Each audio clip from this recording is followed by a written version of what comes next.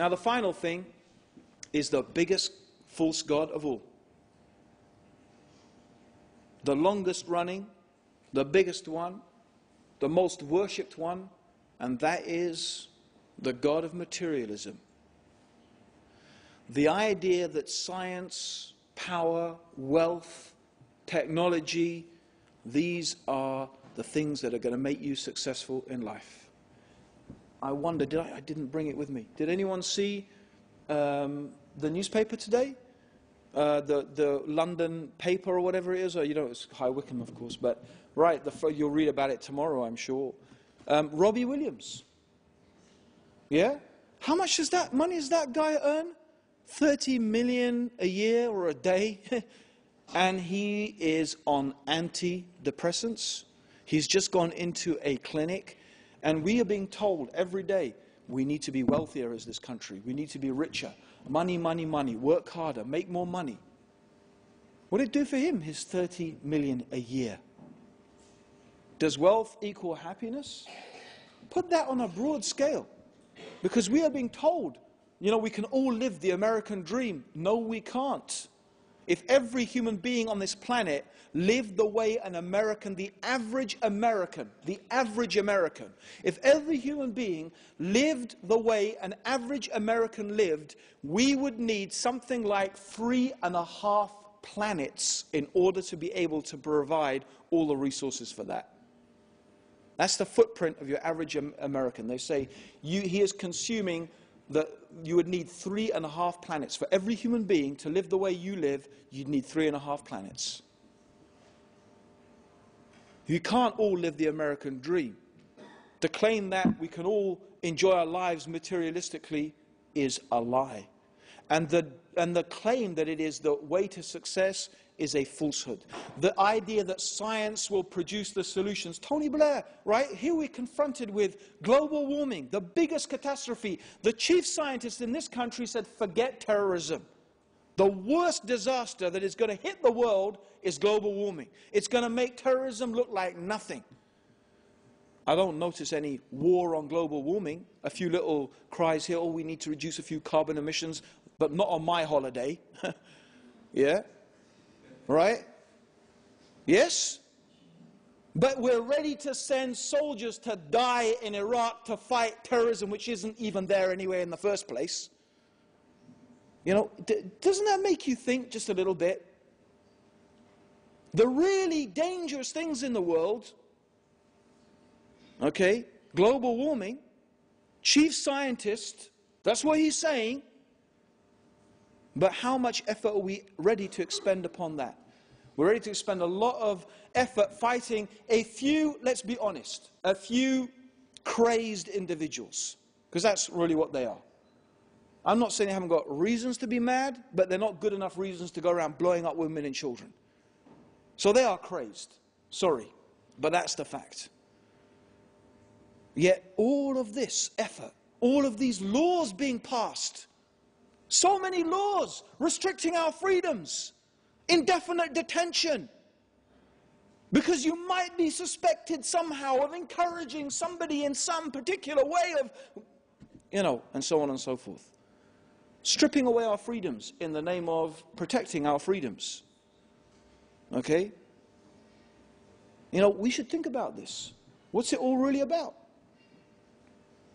But you know what? The truth is, science is not going to find the answer. And if you think we're the first people who thought that, we're not. Believe me, every civilization, you can look, the Romans, the Greeks, the Babylonians, the Byzantines, the Chaldeans. Have you ever heard of the Chaldeans, by the way?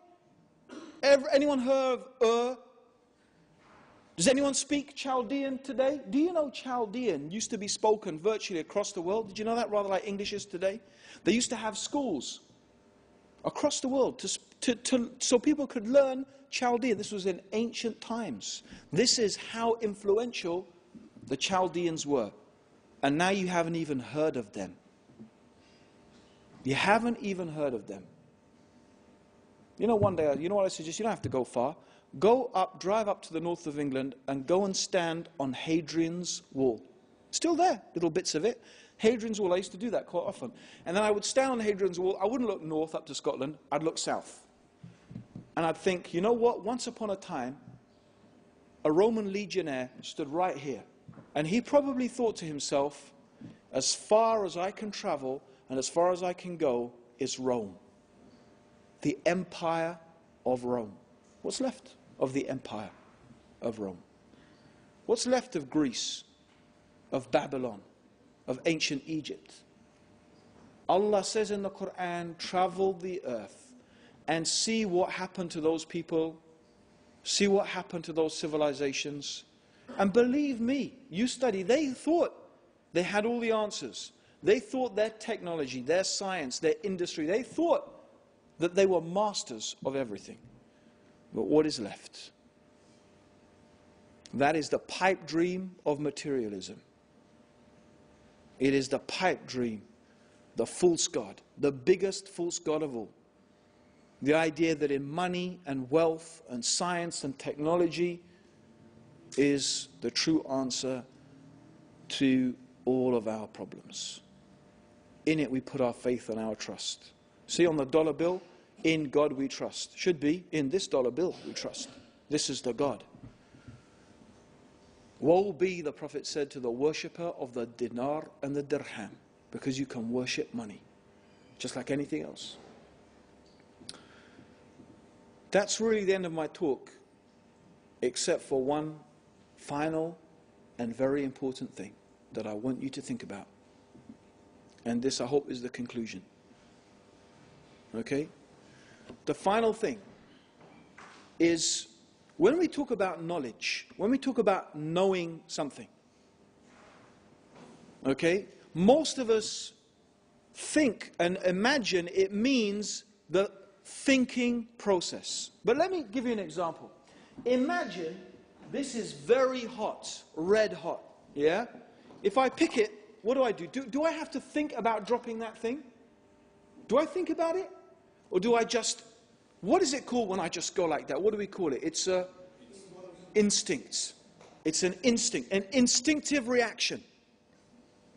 But isn't that a type of knowledge also? Imagine if we didn't have those instinctive reactions. Imagine if we have to actually think, wait a minute, this is hot. Oh, you know, by the time we'd actually thought about it, there's a reason why it happens instinctively. And it's a type of knowledge. An essential type of knowledge for our survival. Scientists would say we have evolved it. But you know, there's another very interesting type of instinctive knowledge. And you only find the people who really talk about it are Muslims. It's the same, like when you pick up something very hot. When human beings are in a condition of extreme distress, I don't mean like a little bit warm, but extreme distress. And the Quran gives the example of a boat that is on the sea. And imagine the waves are crashing over this boat like the roof of a tent. This is how the waves are, this storm. And the people know that they are about to be doomed. So now, the captain is not going to save them. The captain's been washed overboard. The technology is not going to save them. The boat itself is breaking up. Do people think their money is going to help them now? Their British passport, is that going to help them? Their caste, the color of their skin, the tribe they're from? All those gods, all those things that they put their faith and they put their hope and they put their trust in, they forget them. And what do? They start calling upon that one being that they know instinctively. They know, it is knowledge from inside themselves, that there is one being. This being is not anything in this universe. No, this being has power over everything in the universe. It's not the name here that is important, but the one they are calling to is truly Allah, is truly the Creator, the one who has power over all things. And then Allah asks then, and you know that that's true. Every human being, they know in their heart that that is true. Then why? In that moment when you have complete faith in Allah, why then do you put your faith and your trust and your hope in other than Allah? Why do you worship other than your Lord? Because ultimately, all those things, they are false. Because at that moment, the one that you rely upon and hope in completely and utterly is Allah, the Creator alone. This is the beautiful, simple message of Islam. This is the beautiful, simple message of Muhammad sallallahu alayhi wasallam, of Jesus, the true message of Jesus alayhi salam, of Musa, the true message of Moses alayhi salam, of Abraham alayhi salam. This is the true message of all the prophets, that we should abandon the worship, the false gods, and in fact we should worship the one true God, which is Allah subhanahu wa ta'ala. Brothers and sisters, Jazakallah khair. The talk went on really quite long.